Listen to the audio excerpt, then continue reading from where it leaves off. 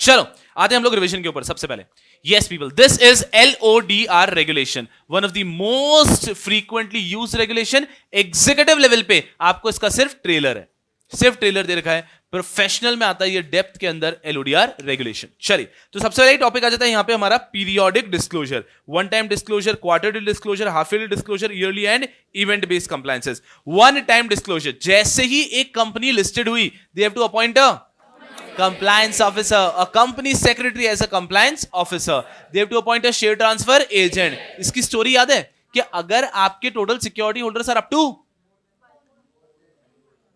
अगर they are up to 1 lakh, then any person can be appointed. आप चाहो तो अपने शेयर ट्रांसफर एजेंट को अपॉइंट कर लो, आप चाहो तो रजिस्टर्ड शेयर ट्रांसफर एजेंट लेकर अपने एम्प्लॉय को अपॉइंट कर दो, चलेगा।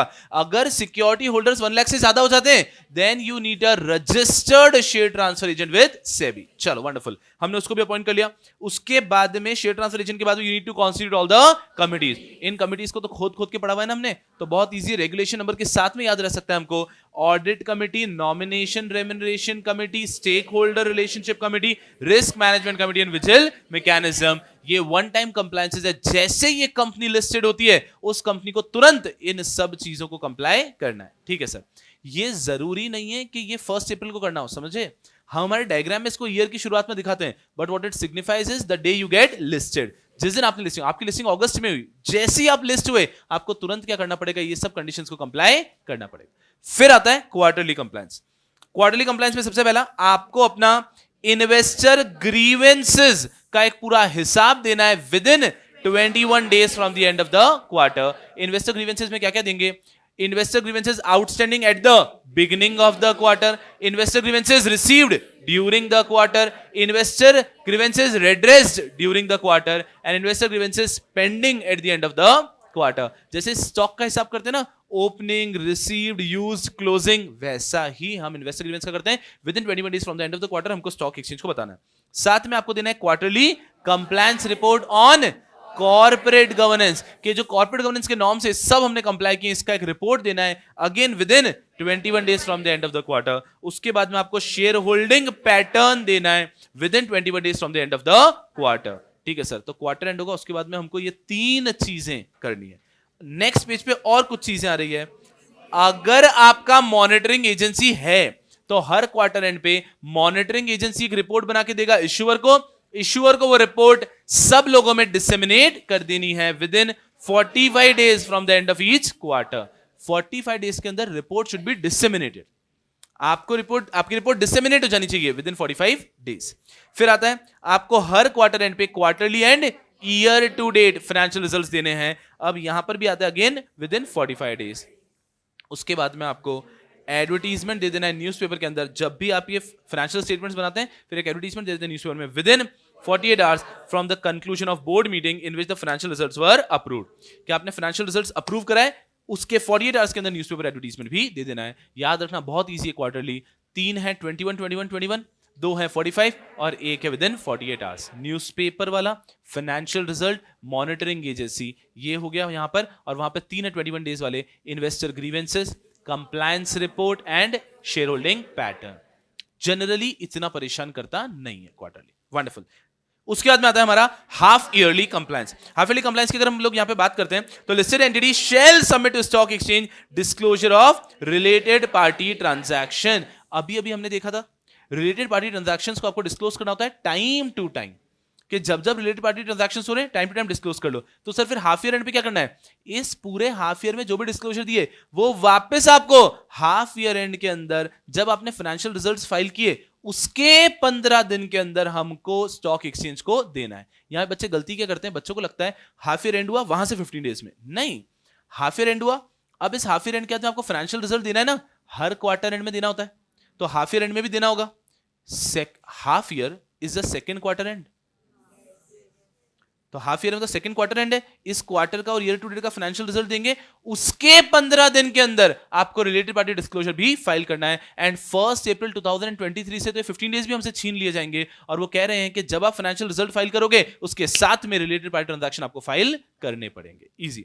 उसके बाद में आपको ध्यान रखना है कि आपको consolidated financial result for the half year as statement, उसके साथ में क्या क्या, statement of assets and liability, statement of cash flow, ये भी आपको सबमिट करने, एकदम सिंपल। तो आप ये फाइनेंशियल रिजल्ट वगैरह सबमिट करते हैं, उसके साथ साथ आपको statement of assets and liability, statement of cash flow भी फाइल करना है। सर लाइफ में बिल्कुल कठिनाई नहीं, बहुत आसान आसान से। फिर आते हैं ईयरली कंप्लायंस, फिर दूसरे कंप्लायंस आते हैं। सबसे पहली चीज कंप्लायंस सर्टिफिकेट के शेयर ट्रांसफर की पूरी फैसिलिटी अच्छे से काम में ली गई है, प्रॉपर तरीके से सारे हमने शेयर्स ट्रांसफर किए हैं, रजिस्ट्रेशन हुए हैं। This has to be given within 30 days from the end of the financial year. अब यहां पे क्या है, कंप्लायंस सर्टिफिकेट होगा which will be signed by one to our compliance officer and authorised representative और share transfer agent. मतलब हमारी company का कंप्लायंस ऑफिसर मतलब हमारी कंपनी का सीएस, वो और साथ में शेयर ट्रांसफर एजेंट, ये लोग भी एक सर्टिफिकेट पे साइन करेंगे। भरोसा नहीं है लॉ को, लॉ बोलता है ये तो ठीक है, साथ में एक प्रैक्टिसिंग कंपनी सेक्रेटरी का भी एक सर्टिफिकेट लेकर आओ that share transfer facility was properly maintained. वो यहां पे दिखता है हमको कि हमारे जो share transfer facility properly maintain थी, इसको लेके आपको एक प्रैक्टिसिंग सीएस से भी सर्टिफिकेट लाना है within 30 days from the end of the financial year. बिल्कुल ठीक है। तो 2 पॉइंट हो गए हमारे शेयर ट्रांसफर एजेंट वाले, एक सर्टिफिकेट अंदर के लोग देंगे, एक सर्टिफिकेट बाहर के सीएस से लेकर आएंगे। वंडरफुल। नेक्स्ट, फीस वगैरह आपको 30 डेज के अंदर फाइल करनी है। आपको अपने एनुअल ऑडिटेड फाइनेंशियल स्टेटमेंट्स भी फाइल करने हैं। अगर आप अकेले हो तो अकेले आओ, अगर आपके सब्सिडरीज हैं तो सबको लेकर आओ। तो आपको यहां पे अपने फाइनेंशियल स्टेटमेंट्स फाइल करने हैं। अगर आप अकेले हो तो स्टैंड अलोन, अगर आपके सब्सिडरीज हैं तो कंसोलिडेटेड। ऑडिटेड फाइनेंशियल स्टेटमेंट्स आएंगे यहां पर with in 60 days from the end of the financial year. Annual report आप देंगे नोटिस के साथ साथ, कि जब आप नोटिस देते हैं एजीएम का, उसके साथ साथ आप एनुअल रिपोर्ट देंगे। एनुअल रिपोर्ट में अगर कभी किसी भी प्रकार का रिवीजन हुआ है, चेंजेस हुआ है, तो वो भी एजीएम के 48 आवर्स के अंदर आप बता देंगे। एंड जो आपका एनुअल रिपोर्ट है, उसकी एक कॉपी वेबसाइट पे भी पब्लिश कर देंगे, not later than the day of commencement of dispatch. जिस दिन शेयर होल्डर्स को दे रहे हैं उस दिन वेबसाइट पे भी दे देंगे। 3 पॉइंट हो गए एनुअल रिपोर्ट के। एनुअल रिपोर्ट नोटिस के साथ में भेज देंगे, उसके साथ में हम वेबसाइट पे भी अपलोड कर देंगे, और अगर कभी रिवीजन हुआ तो एजीएम से 48 आवर्स के अंदर ये रिवीजन भी फाइल कर देंगे। बहुत ज्यादा इजी हो गया। 3 पॉइंट एनुअल रिपोर्ट के हो जाते हैं, 2 पॉइंट हमारे हो जाते हैं शेयर ट्रांसफर के, एक में फीस दे दी, एक में फाइनेंशियल स्टेटमेंट्स दे दिए, and that is it. Are you understanding? अरे बहुत है, इजी है, कुछ है ही नहीं यहां पे अगर हम देखें तो। चलिए इवेंट बेस्ड कंप्लायंसेस लेता हूं और उसके बाद में कुछ और, पहले हम एडिशनल शीट में जाएंगे और वहां के भी पीरियोडिक खत्म करेंगे। इवेंट बेस्ड कंप्लायंस में कुछ भी नहीं है। आपको क्या करना है, आपको अगर ये दिख जाता है तो आपको ये बताना आना चाहिए। इतना सा है कि अगर मान लीजिए कभी भी आपने शेयर ट्रांसफर एजेंट को अपॉइंट किया है तो कितने दिन में इन्फॉर्म करेंगे, विद इन 7 डेज। नोट्स में देखो, खुद से बोलो, खत्म, इजी है बहुत। In principle approval recognised stock exchange से लेंगे कब, प्रायर टू इश्यू ऑफ सिद्योर फुद्दू। Prior intimation of board meeting for financial results, quarterly, half yearly, कब, 5 डेज प्रायर। ये हमको 5 दिन, हमारा जब भी बोर्ड मीटिंग हो रहा है उसके 5 दिन पहले हमें स्टॉक एक्सचेंज को नोटिस दे देना है। Disclosure of price sensitive information है, जल्दी देना पड़ेगा, within 24 hours. Within 24 hours का मतलब समझ लो तुरंत, because this information is also price sensitive. Very easy. The listed entity shall file draft scheme of arrangement to stock exchange, कब, before filing it to tribunal. क्या आप tribunal के पास लेके जाओगे अपना scheme of arrangement? 231, 232 of companies act ये कहता है कि कभी भी अगर आप कोई भी मर्जर, अमालगमेशन, कोई भी स्कीम बना रहे हो तो आपको एनसीएलटी के पास लेके जाना है। एनसीएलटी का आशीर्वाद मिलेगा, एनसीएलटी का अप्रूवल मिलेगा, फिर ही वो स्कीम आप इंप्लीमेंट कर पाओगे। तो स्टॉक एक्सचेंज यहां पे बोल रहे हैं एनसीएलटी को दे, उसके पहले मुझे भी सबमिट कर देना। तो कोई भी ड्राफ्ट स्कीम बन रही है तो वो आपको एनसीएलटी को देंगे, ट्रिब्यूनल को देंगे, उसके पहले स्टॉक एक्सचेंज को देना है। ये भी एक फुद्दू पॉइंट। फिर आता है listed entity shall submit information with respect to loss of share certificate, कितने देर में, विद इन 2 डेज। ये भी तुरंत करने वाली बात है। Listed entity shall intimate the record date, normal cases में कितने दिन पहले, 7 डेज पहले, और राइट इश्यू हो रहा है तो 3 डेज पहले। और आपको स्टॉक एक्सचेंज को बता देना है voting results with in 2 working days. I think it is damn very easy, right. आपकी किस्मत अगर बहुत अच्छी हुई तो एग्जाम में कभी कभी बोनस क्वेश्चन आता है। बोनस क्वेश्चन क्या आते हैं, मैं आपको पहले बताऊं, जैसे कि मारियो खेलते होंगे ना बचपन में, टुणुंग टुणुंग, तो वो वाला गेम, उसके अंदर ऐसी स्टेज आती थी कभी कभी कि आप किसी गलत पाइप में घुस जाते थे और वहां पे स्टार्स ही स्टार्स होते थे। आपको क्या करना है, बस कूद कूद के स्टार्स कलेक्ट करने हैं। इसी प्रकार के कभी कभी एग्जाम में आते हैं बोनस क्वेश्चन। उन बोनस क्वेश्चन के अंदर क्या है कि आपसे एकदम डायरेक्ट सिंपल सा क्वेश्चन पूछ लिया है और आपको लिख के मार्क्स लेके जाने हैं। एक बार एग्जाम में ऐसा क्वेश्चन आ गया, बताओ कुछ 5 इवेंट बेस्ड कंप्लायंसेस। इतना इजी। अब आपने अगर ये भी पढ़ा है तो भी आप ऑटोमेटिकली लिख सकते हो। आपको 7 डेज वाला कौन सा था? शेयर ट्रांसफर एजेंट वाला। Prior to issue of security 2 फुद्दू पॉइंट थे। स्कीम ऑफ अरेंजमेंट वाला पॉइंट आ गया। 24 आवर्स तुरंत वाला हो गया। प्राइस सेंसिटिव इन्फॉर्मेशन 2 डेज वाले 2 पॉइंट हो जाते हैं कि अगर आपका वोटिंग रिजल्ट बताना है, अरे 5 से तो कोई भी बता देगा। इस प्रकार के कभी कभी एग्जाम में फुद्दू क्वेश्चंस आ जाते हैं। इट इज जस्ट कि अगर कभी भी ऐसे स्कोरिंग क्वेश्चंस आए हैं तो हमें सबसे पहले वहां पे मार्क्स को ग्रैब कर लेना होता है, राइट? उनको एंड के लिए नहीं छोड़ना है। आप सोचो कितना दुख हुआ होगा उस व्यक्ति को जिसका वही क्वेश्चन छूट गया। पेपर छूटा है किसी का? मेरे हिसाब से पेपर छूटा आपका मतलब ये हो गया कि आपके पास होने की संभावना बहुत कम हो रही है। नहीं, परेशान नहीं करेगा, पता है हमको प्रोफेशनल एग्जाम है, बहुत कम लोग पास होने वाले हैं, लेकिन उसमें अगर आप पेपर ही इनकम्प्लीट कर आओगे तो आप तो खुद की पॉसिबिलिटी कम कर रहे हो ना। तो पेपर 100 मार्क्स का लिख कर आना है। मान लेते कभी किसी का 5 मार्क्स का छूटता है तो वो क्वेश्चन छूटना चाहिए जो आपको आता ना हो। जो क्वेश्चन आपको आता है वो आप छोड़ के आए तो आप फुद्दू हो फिर, क्योंकि वहां तो आपको मार्क्स मिलने ही वाले थे ना। And that is why it is suggested that जब भी पेपर देखते हैं जो क्वेश्चन अपन को सबसे अच्छे से आता है वो सबसे पहले अटेम्प्ट करना होता है। कुछ लोग पता नहीं क्या बचपने से होते हैं, नहीं चेकर को लगेगा कि अगर मैं 1 2 3 4 के सीक्वेंस में जाऊंगा मतलब मुझे सब कुछ आता है, मैं 1 2 3 4 के सीक्वेंस में जाऊंगा, कोई फर्क नहीं पड़ता उससे। No checker really cares about your sequence. Checker को बस ये देखना है कि जो आंसर आप लिख रहे हो वो कितने अच्छे हैं। शुरुआत के आंसर चेकर बहुत अच्छे से रीड करता है, तो आपको बस ये ध्यान रखना है कि आपके शुरुआत के जो आंसर्स हैं उसमें कुछ भी आप ऐसा गंदा ना लिखो, organise to the point answers लिखें। चलो, हम लोग रिवीजन के बीच में हैं, अब हम लोग जा रहे हैं बीच में इसी को यहीं पे छोड़ के एडिशनल शीट पे, ताकि जो भी हमारे कंप्लायंसेस हैं वो एक बार क्लियर हो जाए। एडिशनल शीट में सबसे पहले लिखते हैं क्वार्टरली कंप्लायंस। तो यहां पर एक और चीज आ गई, क्या? स्टेटमेंट ऑफ डेविएशन और वेरिएशन। तो अब हमारे क्वार्टरली कंप्लायंसेस कितने हो गए? 6 क्वार्टरली कंप्लायंसेस ऑलरेडी थे, एक और आ गया statement of deviation and variation. Statement of deviation and variation हमको बताना होगा क्वार्टरली बेसिस पे स्टॉक एक्सचेंज को, जब तक पैसा यूटिलाइज नहीं किया, ठीक है sir? Statement of deviation variation, timeline का इश्यू नहीं है। फिर half yearly compliance, related party already पता है, फाइनेंशियल रिजल्ट ऑलरेडी पता है, कोई बड़ी बात नहीं है। ईयरली कंप्लायंस, एनुअल रिपोर्ट, कोई परेशानी नहीं है। तो प्रैक्टिकली हमारे चार्ट में सिर्फ एक क्वार्टरली कंप्लायंस के अंदर ऐड होने वाला है। बहुत इजी हो गया, फ्रैंकली आपको इसमें मेरी जरूरत भी नहीं है। अगर आप बनाना चाहोगे तो ऐसा टाइमलाइन बनाओगे और वो क्वार्टर के अंदर 4 बार, साल में 4 बार आएंगे वो कंप्लायंसेस, और वहां पर आप वो 7 पॉइंट्स लिख देते हो and the entire issue is sorted. चलिए, इवेंट बेस्ड कंप्लायंस में कुछ नया सीखने को मिलता है क्या, देखते हैं।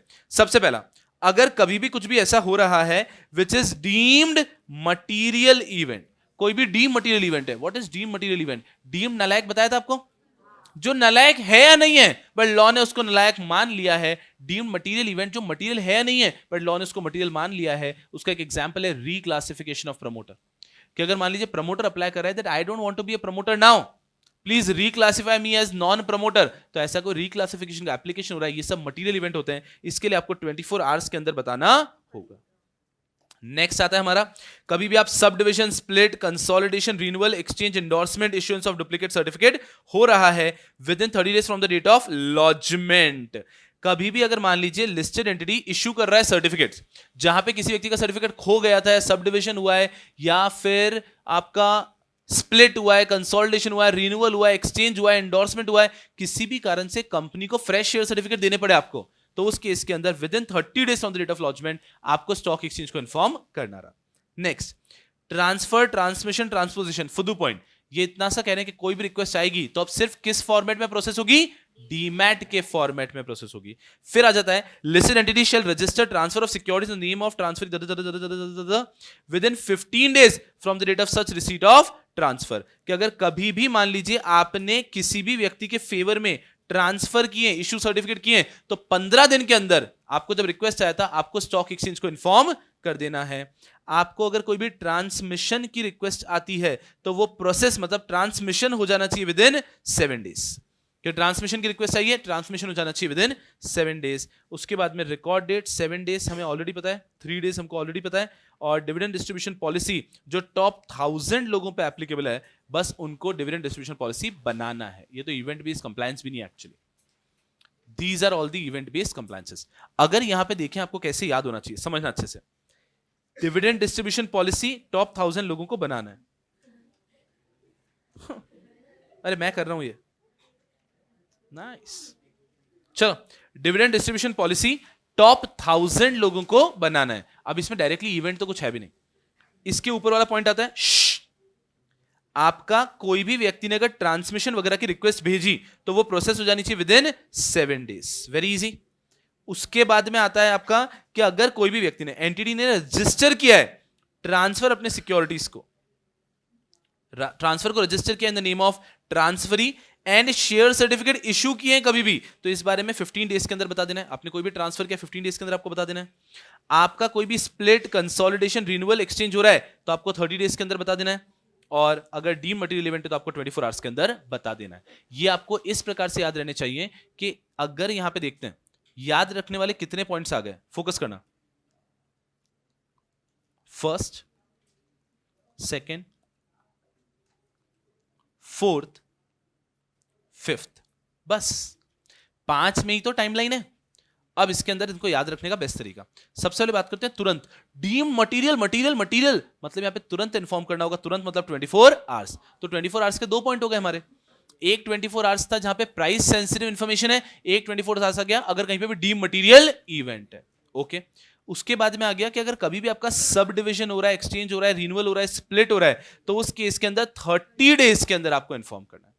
इसके अलावा अगर आप किसी का ट्रांसफर कर रहे हो तो आपको 15 days में इन्फॉर्म करना है. तो अगर कंपनी फ्रेश शेयर सर्टिफिकेट दे रही है because of renewal, split, endorsement तो 30 days. अगर आपको नए शेयर सर्टिफिकेट मिल रहे हैं because of transfer 15 days. Life is again easy. और उसके बाद में कहा जाता है कि कभी भी अगर ट्रांसमिशन की रिक्वेस्ट आएगी तो 7 दिन में वो ट्रांसमिशन की रिक्वेस्ट प्रोसेस हो जानी चाहिए डीमैट फॉर्म के अंदर. बहुत ज्यादा आसान है. And these are all the event based compliances. Event based compliance में आपको मोस्टली ये कुछ भी याद रखने की जरूरत नहीं है. आपसे वो कभी ऐसा सवाल नहीं पूछ सकते कि बताओ 30 days में क्या करना होता है. नहीं पूछ सकते.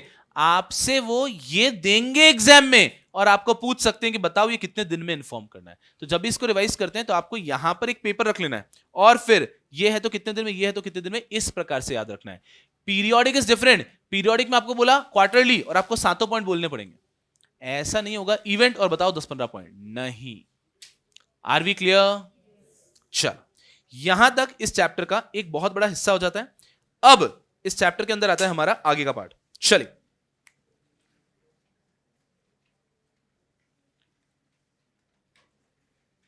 यस यारों, इसके बाद में कुछ भी नहीं है. हमें दिखता है सारी की सारी कमिटीज के ऊपर discussion.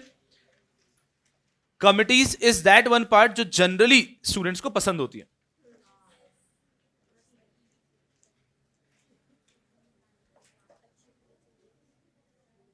Yes, focus here very carefully. Committees generally students को पसंद होती है. Examiner also likes committee. इस पे अच्छे खासे क्वेश्चंस हो सकते हैं. Let's wrap up the entire committees. Focus here 100%. अगर हम बात करते हैं सबसे पहले ऑडिट कमिटी का, regulation number 18 talks about audit committee. अब आप खुद से याद करने की कोशिश करो.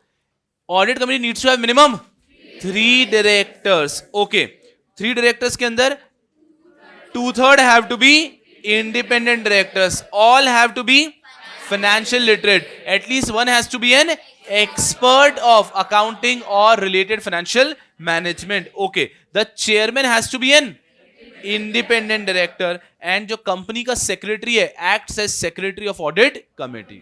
और इस तरह तो बिल्कुल सही, यही है, खत्म हो गया बात.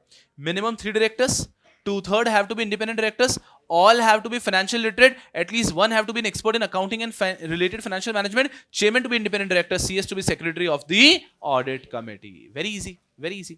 चलो अगर जाते हैं. अगर ये कंपनी ने SR इक्विटी शेयर इश्यू किए then 2/3 नहीं, all of them should be independent director. फिर जाते हैं हम लोग नंबर ऑफ मीटिंग.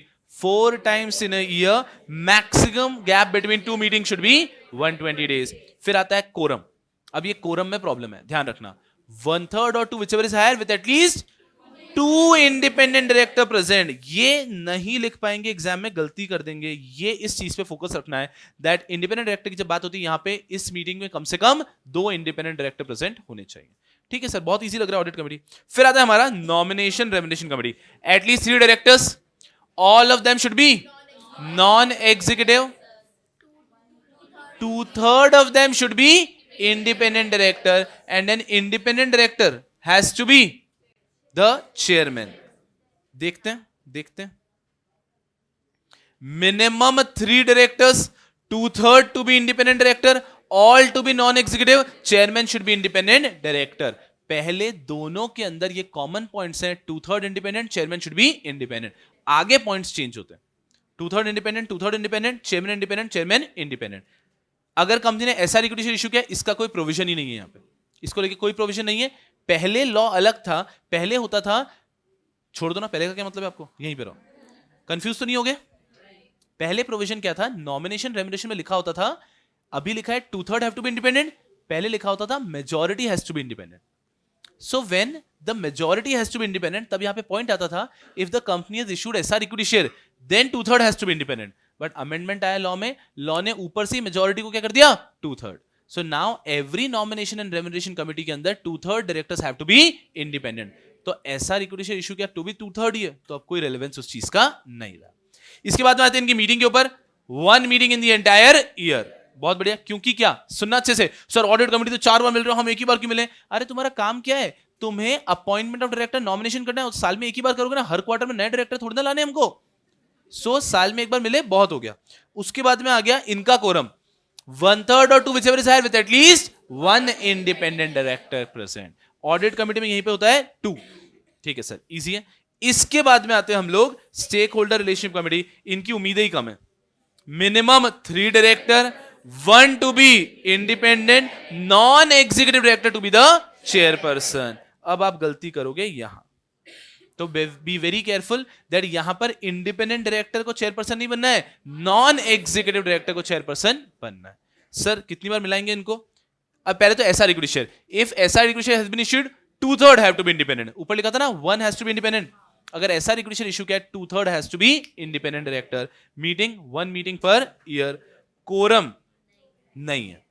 अब आता है लास्ट हमारा risk management committee. Minimum 3 members, majority has to be of directors and at least 1 independent director. Are we clear? चलो. And chairman कौन बनेगा, any director. अरे तूफान हो आप लोग तो.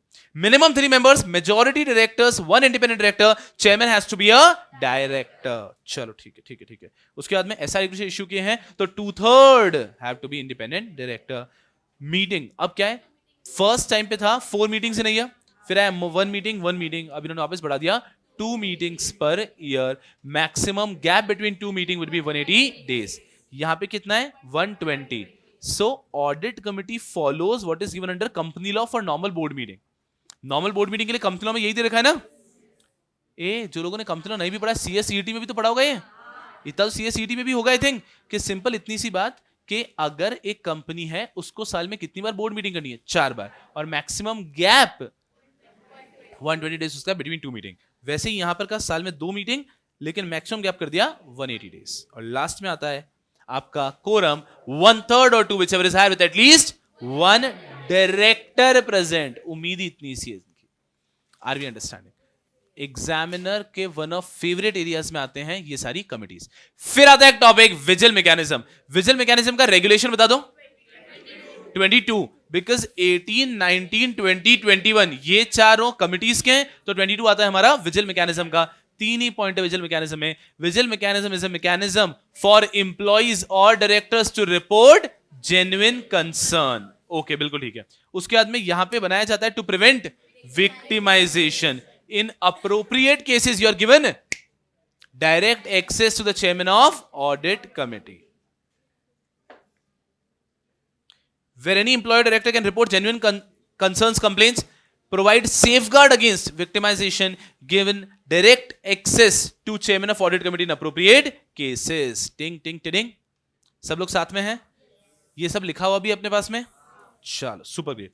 अब यम लोग ये आते हैं हमारे छोटे छोटे से टॉपिक पे, corporate governance under LODR. LODR क्या बात करता है कॉर्पोरेट गवर्नेंस के बारे में. एलओडीआर का कहना है कि कॉम्पोजिशन ऑफ बीओडी, कि बीओडी का कॉम्पोजिशन कैसा होना चाहिए. इन्होंने कहा कि बीओडी का कॉम्पोजिशन होना चाहिए ऑप्टिमम, कि एक ऑप्टिमम सा कॉम्बिनेशन होना चाहिए, and there has to be 1 women director. कि हर एक लिस्टेड कंपनी के अंदर ऑप्टिमम कॉम्बिनेशन रखो एक वुमेन डायरेक्टर। ऑप्टिमम मतलब क्या, minimum 50% should be non executive director. तो इनका कहना है कि हर कंपनी को कोशिश करना है कि उनके अंदर 50% नॉन एग्जीक्यूटिव डायरेक्टर है विद एटलीस्ट 1 वुमेन डायरेक्टर। अब फिर सवाल आ जाता है कितने इंडिपेंडेंट डायरेक्टर, ये बड़ा सवाल है। फोकस किया कि एक लिस्टेड कंपनी के अंदर कॉर्पोरेट गवर्नेंस रिक्वायरमेंट क्या कहती है कितने इंडिपेंडेंट डायरेक्टर होने चाहिए। सर ये तो डिपेंड करता है, किस चीज पे डिपेंड करता है, आपका चेयरमैन कौन है, रुको रुको, उस चेयरमैन के रिश्ते नाते हैं कि नहीं है, आपकी कंपनी ने एसआर इक्विटी शेयर इशू किया या नहीं किया है, ऐसे कुछ फैक्टर्स को ध्यान में रखते हुए ही हम बता पाएंगे कि आपकी कंपनी में कितने इंडिपेंडेंट डायरेक्टर कंपलसरी है।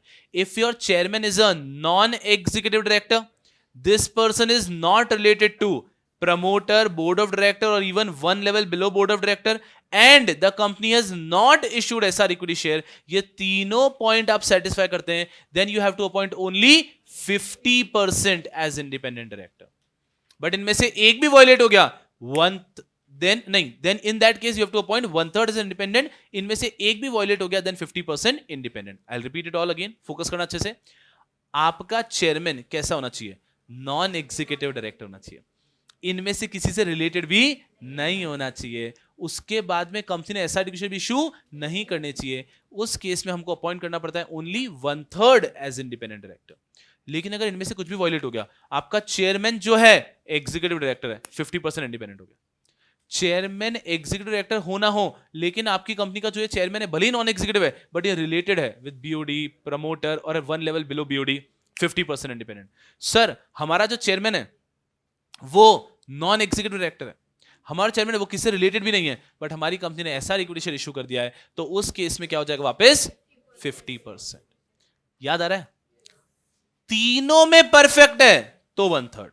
हमारा जो चेयरपर्सन है वो नॉन एग्जीक्यूटिव डायरेक्टर है, रिलेटेड भी नहीं है और उसने कोई एसआर इक्विटी शेयर भी इशू नहीं किए, तब आएगा इन तीनों केसेस को मिलाते हुए क्या 1/3, अदरवाइज 50%। चलिए उसके बाद में अपॉइंटमेंट ऑफ वुमेन डायरेक्टर, ये कहते हैं the board of directors with top 500 listed entities shall have at least 1 independent women director by April 1, 2019 and the board of directors of top 1000 listed entities shall have at least 1 independent women director by April 1, 2020। हमारे लिए relevant 500 है या 1000 है, 1000। So top 1000 listed entities को, sir ऊपर तो बताया था सबको वुमेन डायरेक्टर होना चाहिए, हाँ यहां पे टॉप 1000 को जो वुमेन डायरेक्टर कैसी होनी चाहिए, इंडिपेंडेंट वुमेन डायरेक्टर होनी चाहिए टॉप 1000 के लिए।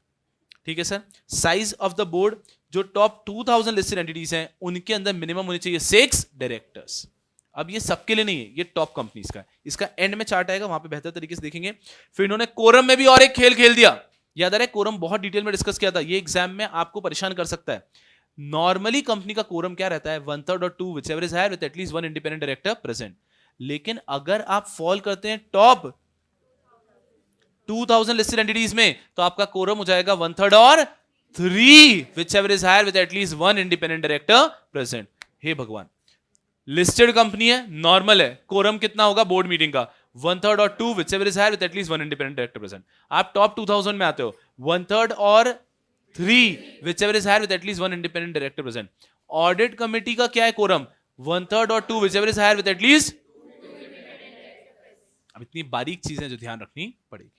चले फिर आ जाते हैं, फिर ये फुदू फुदू चीज आती है, various policies to be maintain. अरे प्रिजर्वेशन ऑफ डॉक्यूमेंट पॉलिसी के डॉक्यूमेंट्स कैसे प्रिजर्व करेंगे, कुछ डॉक्यूमेंट्स परमानेंटली प्रिजर्व रखते हैं, कुछ डॉक्यूमेंट्स प्रिजर्व करते हैं for a period of 8 years। Policy on determining material subsidy, risk management policy, code of conduct, vigil mechanism आपका बना हुआ है, materiality of related party transaction, criteria for granting omnibus approval. Omnibus approval बोले तो एक blanket approval, एक approval for a period of time, लंबा चौड़ा अप्रूवल।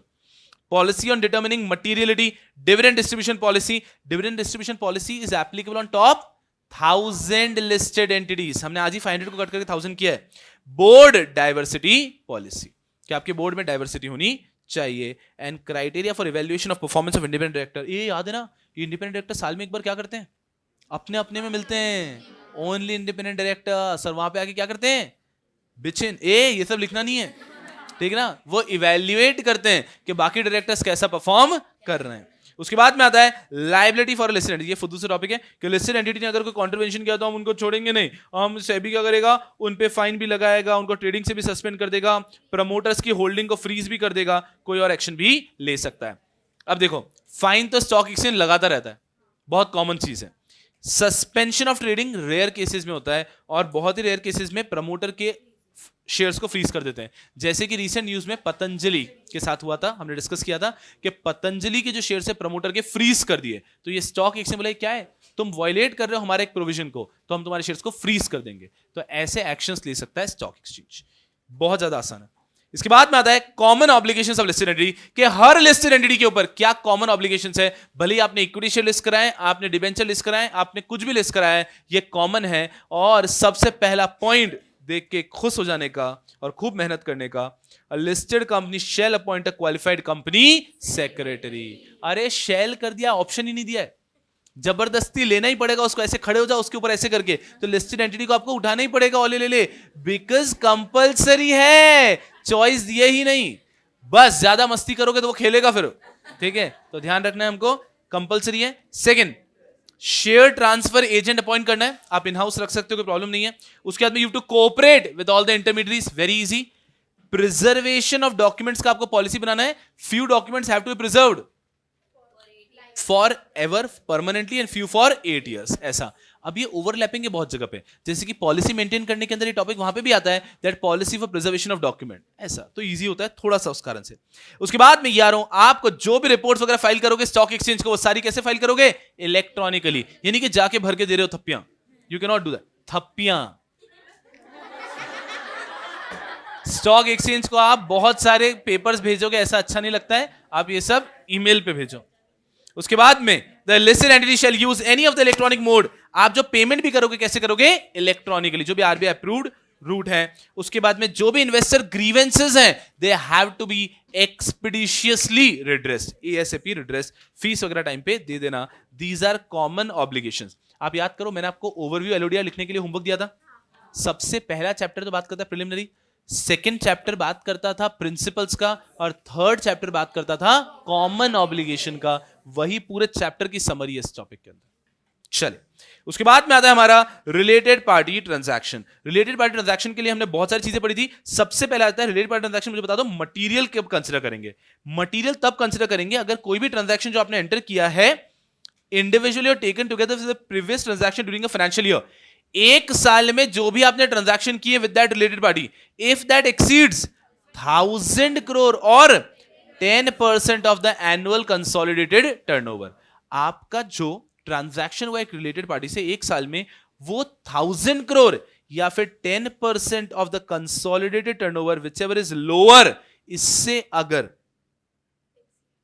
एक्सीड कर जाता है तो आपके ट्रांजैक्शन को बोलेंगे material related party transaction. Sir कब बोलेंगे मटेरियल, अगर आपका किसी रिलेटेड पार्टी के साथ एक साल में 1000 crore से ज्यादा या फिर 10% ऑफ कंसोलिडेटेड टर्नओवर से ज्यादा, व्हिचएवर इज लोअर, इन दोनों लिमिट में 10% ऑफ कंसोलिडेटेड टर्नओवर और 1000 crore व्हिचएवर इज लोअर, इससे ज्यादा अगर ट्रांजैक्शन हो गया तो उसे बोलेंगे आपका मटेरियल रिलेटेड पार्टी ट्रांजैक्शन। लेकिन वहीं पे if the transaction relates to royalty, तो उस केस के अंदर इसकी लिमिट कम कर देंगे और क्या हो जाएगा, ब्रांड यूसेज और रॉयल्टी है, तो उस केस के अंदर हो जाएगा 5% of the annual consolidated turnover. तो 10% का हो जाता है 5%। ठीक है सर।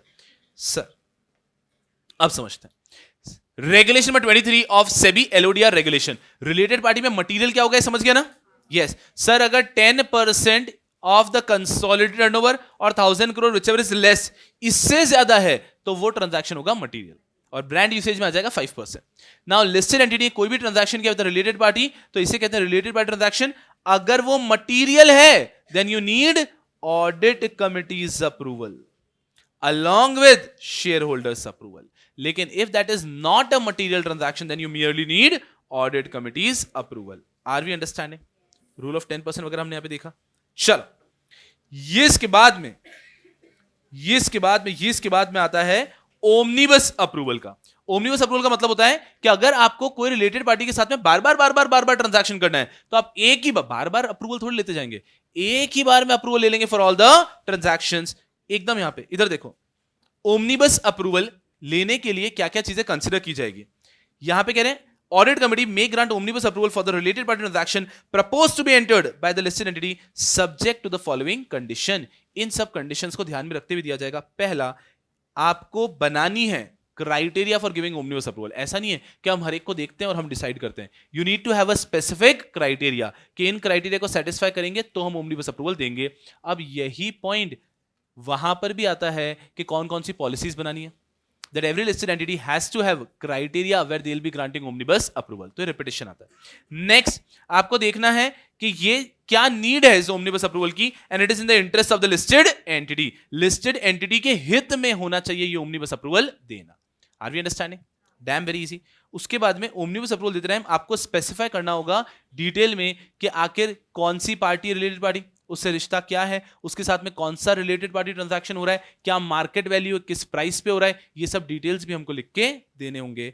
साथ ही साथ क्वार्टरली बेसिस पे एवरी क्वार्टर आपको रिव्यू करना होगा जहां जहां आपने ओमनिबस अप्रूवल दिया है।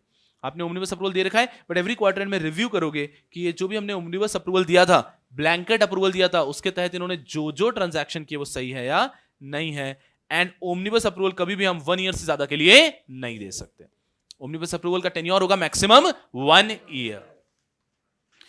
ये इसके बाद में ये और चीज यहां आपको परेशान करने के लिए जो आती है वो है corporate governance requirement relating to subsidiary. सबसे पहले वापस वही सवाल कि मटीरियल सब्सिडरी क्या है। Material subsidiary means a subsidiary whose income और net worth exceeds 10% of the consolidated income और नेटवर्थ। कि हमारा जो कंसोलिडेटेड नेटवर्थ वगैरह आ रहा है उसमें अगर किसी एक सब्सिडरी का कंट्रीब्यूशन 10% या उससे ज्यादा है तो उसे हम बोलेंगे मटेरियल सब्सिडरी। हमारी इनकम में उनका कंट्रीब्यूशन 10% या उससे ज्यादा है या फिर हमारे नेटवर्थ में उनका कंट्रीब्यूशन 10% या उससे ज्यादा है तो उसको बोलेंगे मटेरियल सब्सिडरी। अब उन्होंने यहां पे बहुत सारी चीजें बोली जैसे कि ये देखो कॉर्पोरेट गवर्नेंस ओवर सब्सिडरी।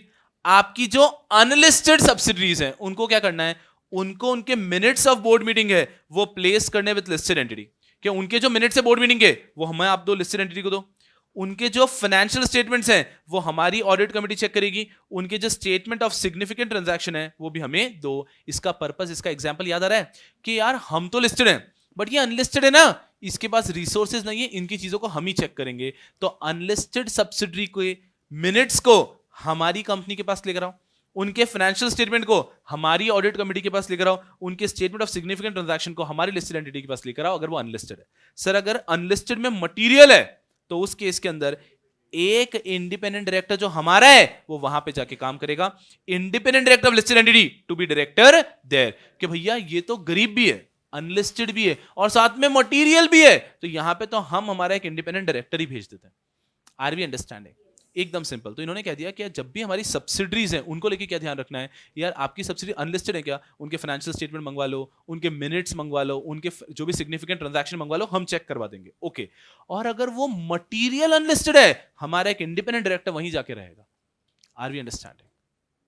चलिए, और इसी के साथ में ये इंडिपेंडेंट डायरेक्टर्स, वही बात आ रही है, एक मीटिंग होगी साल में ऑफ ओनली इंडिपेंडेंट डायरेक्टर्स जहां पे वो इवैल्यूएट करेंगे performance of other directors. An independent director who resigns or is removed from board of directors of the listed entity shall be replaced by a new independent director not later than immediately next board meeting or 3 months। कि अगर मान लीजिए कभी भी एक company में independent directors हैं जितने रिक्वायर्ड हैं, कट टू कट हैं, एक छोड़ के गया 3 महीने के अंदर और by the next board meeting whichever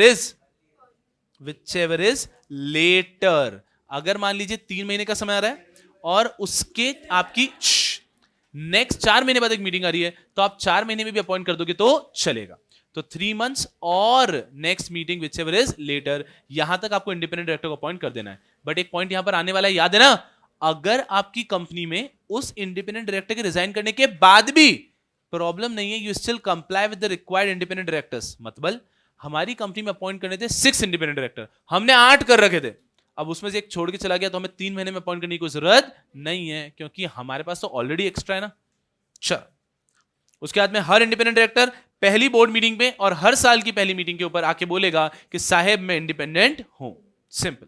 उसके बाद में आता है प्रायर इंटीमेशन, कि हमें कुछ चीजों के लिए प्रायर इंटीमेशन देना पड़ेगा। एक चीज ऑलरेडी पढ़ ली थी हमने, financial results quarterly, half yearly, yearly जो हो रहे हैं उसके लिए उस पे जो बोर्ड मीटिंग हो रही है, बोर्ड मीटिंग के 5 दिन पहले स्टॉक एक्सचेंज को बताना है। टॉपिक क्या है, आपकी बोर्ड मीटिंग आप जब भी कर रहे हैं आपको स्टॉक एक्सचेंज को इन्फॉर्म करना है कितने दिन पहले, ये डिपेंड करता है कि बोर्ड मीटिंग में हम क्या डिस्कस करने वाले हैं। अगर बोर्ड मीटिंग में आप फाइनेंशियल रिजल्ट्स डिस्कस करने वाले हो 5 दिन पहले, अगर आप बोर्ड मीटिंग में buyback, voluntary delisting, fund raising, dividend, bonus security ऐसा कुछ डिस्कस करने वाले हो 2 दिन पहले, और अगर मान लीजिए कोई भी ऑल्टरेशन हो रहा है आपकी सिक्योरिटी के नेचर में, राइट में, या सिक्योरिटी के इंटरेस्ट पेमेंट की डेट में, तो आपको 11 डेज पहले इन्फॉर्म करना है। आराम से याद रखना है। कभी भी अगर बोर्ड मीटिंग कर रहे हैं तो स्टॉक एक्सचेंज को बताना है, हाँ बताना है। कितने दिन पहले बताना है डिपेंड करता है बोर्ड मीटिंग में क्या डिस्कस कर रहे हो। अगर बोर्ड मीटिंग में ऑल्टरेशन है नेचर का, राइट का, डेट का, तो आपको इन्फॉर्म करना है 11 डेज पहले to stock exchange. Board meeting में अगर आप बस फाइनेंशियल रिजल्ट से डिस्कस कर रहे हो 5 दिन पहले, और अगर आप बोर्ड मीटिंग में कर रहे हो बोनस, आपका बायबैक, आपका फंड रेजिंग, डीलिस्टिंग, अगर डिविडेंड, ये सब कर रहे हो तो आप 2 दिन पहले भी इन्फॉर्म करोगे तो चलेगा। This is all about informing stock exchange about board meeting. कुछ चीजें ऐसी है जो अगर बोर्ड मीटिंग में हुई, वो तो था कि बोर्ड मीटिंग होने के पहले इन्फॉर्म करना है, अब ये बोर्ड मीटिंग में क्या डिसीजन हुआ ये भी इन्फॉर्म करो। अरे भाई साहब, ये स्टॉक एक्सचेंज नहीं हुआ और आपका बाबू सोना जादू टोना हो गया। बोर्ड मीटिंग के पहले भी बताओ कि बोर्ड मीटिंग होने वाली है, बोर्ड मीटिंग होके शांति से बैठे ही थे कि फोन आ गया, तानत आया तेने नहीं आया यहां पे, उसके 30 मिनट के अंदर, बोर्ड मीटिंग के 30 मिनट्स के अंदर आपको बताना है कि क्या क्या डिस्कशन हुआ और क्या कंक्लूजन हुआ। तो हर वो चीज ऊपर जो था वही, डिविडेंड, डिविडेंड का cancellation, buyback, fund raising, bonus issue, alteration of capital, financial result, voluntary delisting, कि यहां पे क्या डिसीजन हुआ, बताओ बताओ बताओ क्या डिसीजन हुआ।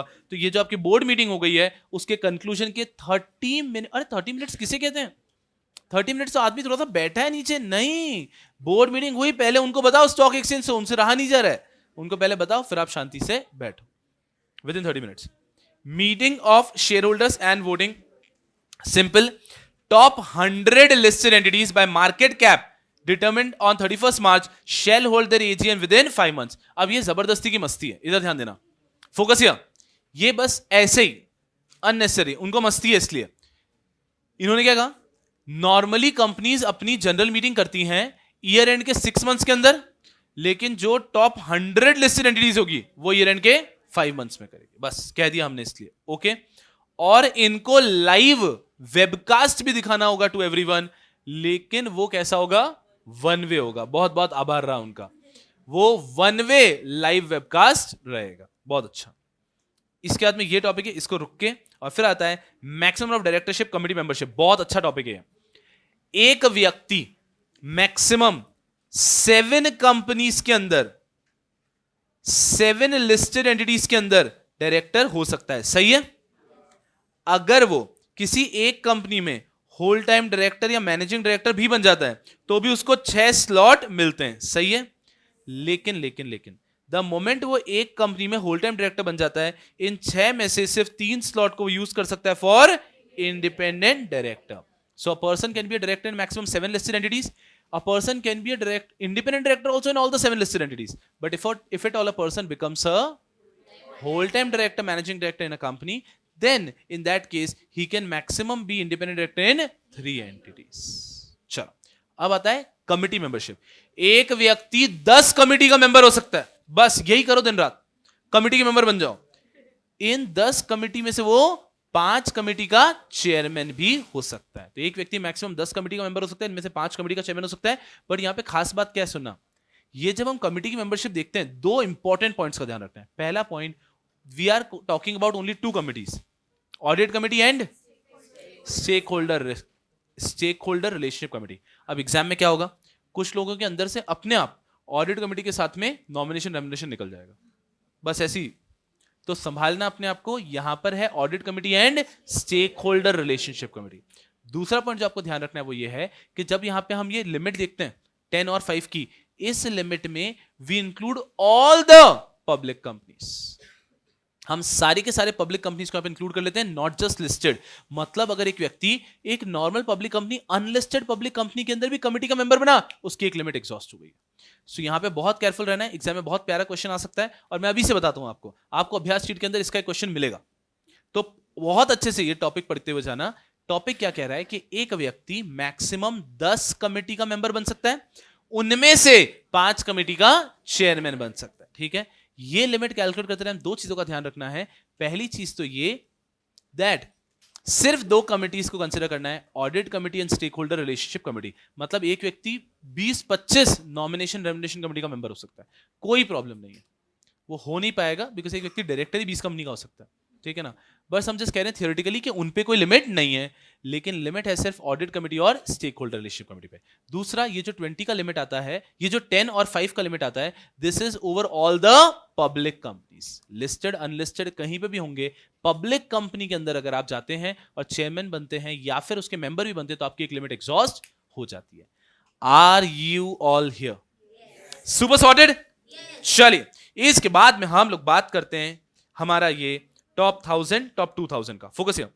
Top 1000 listed entities, board of director shall have at least one independent women director. सही है, ये वहां पे भी पढ़ा था कि जो टॉप 1000 है उसमें एक इंडिपेंडेंट वुमेन डायरेक्टर होना चाहिए।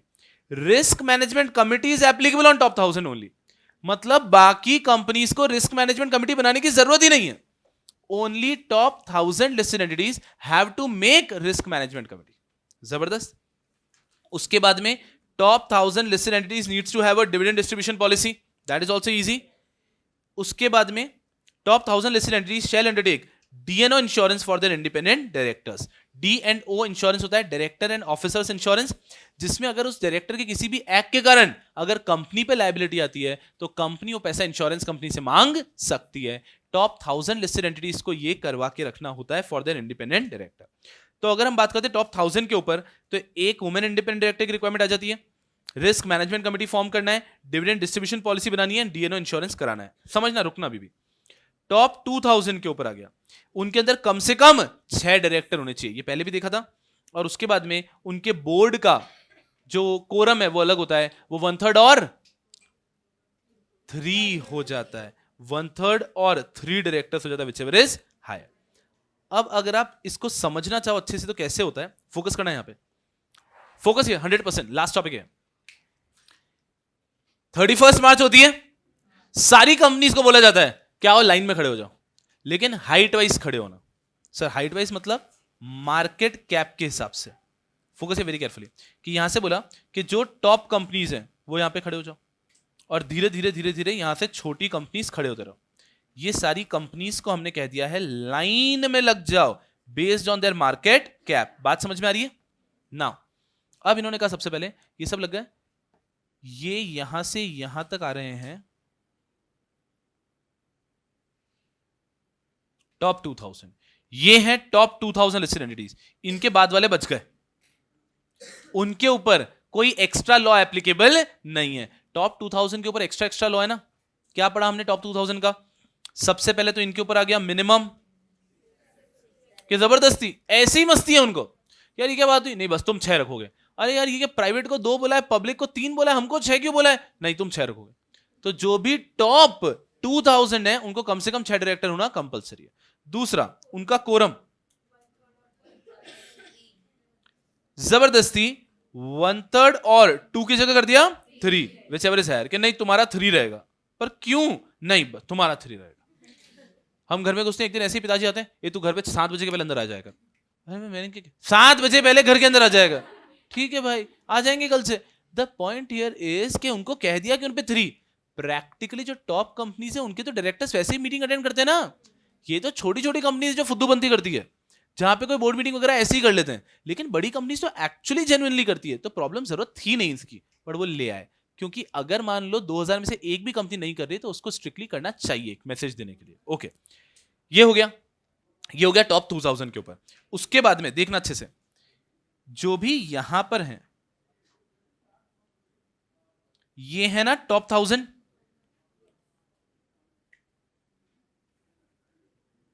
ये हो गए टॉप 1000।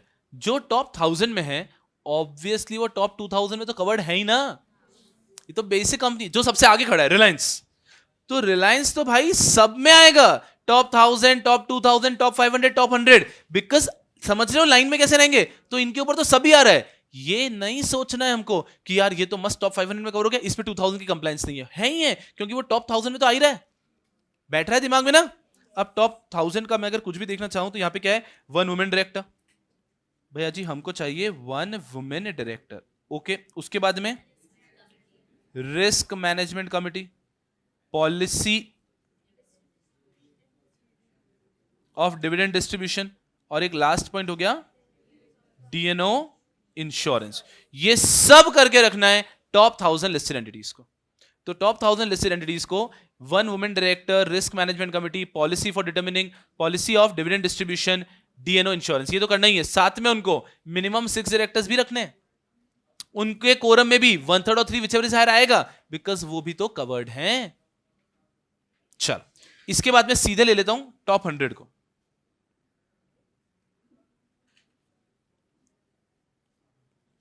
अगर हम यहां पर आते हैं, यहां पर दिख रहे हैं टॉप 100 लिस्टेड एंटिटीज। उनको इतना सा बोला है कि तुम्हारा जो जनरल मीटिंग है ना, एजीएम, वो हो जाना चाहिए within 5 months from the end of the year. बोले क्यों? 5 months from the end of the year. ठीक है, ठीक है sir, 5 months from the end of the year. अब ऑब्वियस सी बात है, ये टॉप 100 के ऊपर one women director, risk management committee, ये पूरा तो अप्लाई हो ही रहा था। Are we understanding? इस तरह से समझने में बस क्लैरिटी आती है कि अगर आपकी कंपनी रिलायंस है और अगर वो यहां खड़ी है, मतलब वो सब में इंक्लूडेड है भाई, वो सब में इंक्लूडेड है। और एवरी 31 मार्च को सबको लाइन में लगाया जाता है और फिर उनको बता दिया जाता है कि यू आर इन टॉप 100, 1000, 2000, तो you will get these additional compliances. अभी रिसेंटली सेबी ने क्या किया, रिसेंटली मतलब सिलेबस में आने में तो बहुत टाइम लगेगा, सेबी ने भी रिसेंटली टॉप आई थिंक 150 ऐसा कुछ लिमिट है, उनको कह दिया है they have to compulsorily give rumour clarification. बताता हूं मैं, अभी एकदम रिसेंट न्यूज है, सिलेबस में भी बहुत समय लगेगा इसको आने में। सेबी रूमर, सेबी, ये देखो, SEBI asks top 100 companies to confirm और डिनाई मार्केट रूमर्स। अब ये क्या किया इन्होंने, जो भी टॉप 100 कंपनीज हैं उन पे नया कंप्लायंस आ गया कि आपकी कंपनी से रिलेटेड कोई भी रूमर आएगी, आप पे जिम्मेदारी है कि आपको पब्लिकली अनाउंस करना है कि रूमर है या नहीं है। बोले हमारी क्या गलती भाई, ये तो कानाफूसी, ये तो लोग करते रहेंगे, हमें तो चल नहीं, लोग करते रहेंगे नहीं, उस चक्कर में आपके शेयर होल्डर शेयर बेच देते ना। तो जैसे ही कोई रूमर आता है मार्केट में, ये कंपनीज को उस पर क्लैरिफिकेशन देना कंपलसरी कर दिया। माय गुडनेस, तो बस, तो ऐसे कंप्लायंस आते रहते हैं, हमारे सिलेबस में बहुत कम है लेकिन ऐसे कंप्लायंसेस आते रहते हैं। Are we good? चलो, आप चाहें तो इसका फोटो लेके फिर करके पेन डाउन कर सकते हैं, बट ऐसा कुछ नहीं है, ये आपके पास तो सामने लिखा हुआ है ही सही, ये बस उसी को ऑर्गेनाइज तरीके से लिखा हुआ है। फॉर दैट मैटर, रुक जाओ, आपको अगर फोटो भी लेना है ना, ये भी देख लो, आपका जो पीरियोडिक कंप्लायंस भी है, कैमरा नीचे, चलो इधर आओ, पीरियोडिक कंप्लायंस, अब उसमें भी आपको दिमाग लगाना ही नहीं है ना। अगर हम बात करते हैं, ये हमारा ईयरली बनाया, यहां पर 1 टाइम कंप्लायंसेस आते हैं, 1, 2 और 3, राइट। पहला आ गया सीएसएस कंप्लायंस ऑफिसर, दूसरा आ गया शेयर ट्रांसफर एजेंट, और तीसरा आ गया कमिटीज। 18 से 22 तक सब चिपका देंगे। फिर आता है यहां पे हमारा क्वार्टरली कंप्लायंस। अब ये क्वार्टरली कंप्लायंस की अगर हम बात करते हैं, तो यहां पे अब 6 की जगह हो चुका है 7। 1 2 3 4 5 6 7। शांत मन से, नोट्स में मत देखो, देखो आपको 7 पॉइंट याद आ रहे हैं क्या, मन में देखो, बस मन में।